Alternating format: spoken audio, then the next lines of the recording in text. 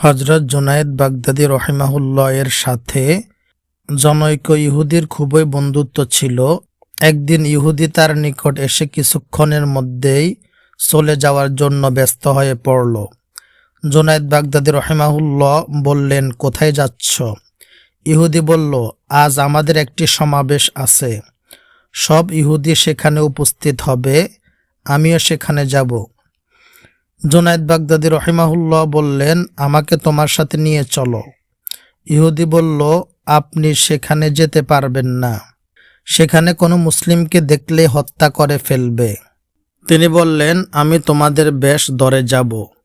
Junaid Baghdadi তার সাথে সেখানে গিয়ে দেখেন একটি আসন তৈরি করা হয়েছে। কিছুক্ষণ পর একজন বৃদ্ধাকে সেই আসনে বসানো হলো।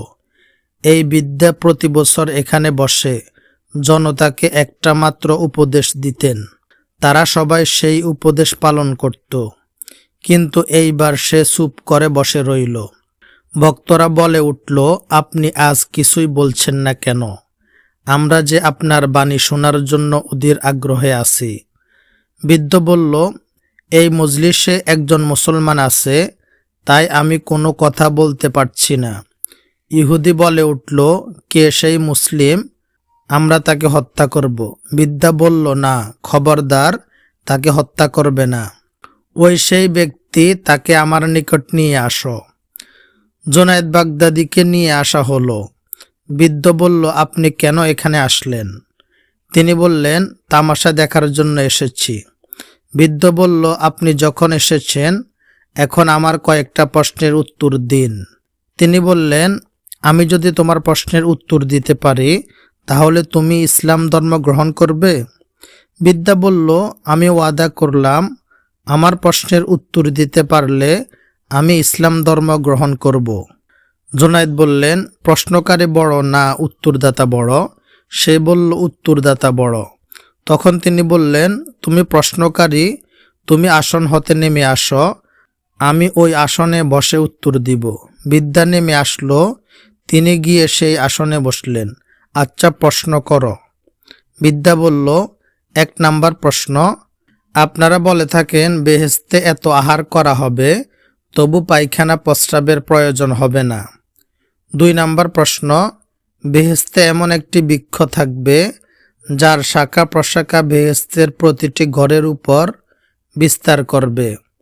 3 নাম্বার প্রশ্ন, বেহেশতের নিয়ামত যতই খাওয়া হবে তার ঘাটতি হবে না, এগুলি তো অসম্ভব কথা।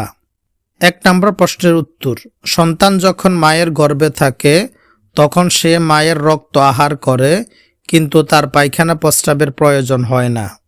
2 নাম্বার প্রশ্নের উত্তর, পৃথিবীতে সূর্য মাত্র একটা, কিন্তু তার আলো সকল ঘরের উপরে পড়ে। 3 নাম্বার প্রশ্নের উত্তর হলো, কোরআন শরীফ তেলাওয়াত করে, শ্রবণ করে এবং তার দ্বারা উপকার পায়, কিন্তু তার স্বাদ ও মাধুর্য কমে না।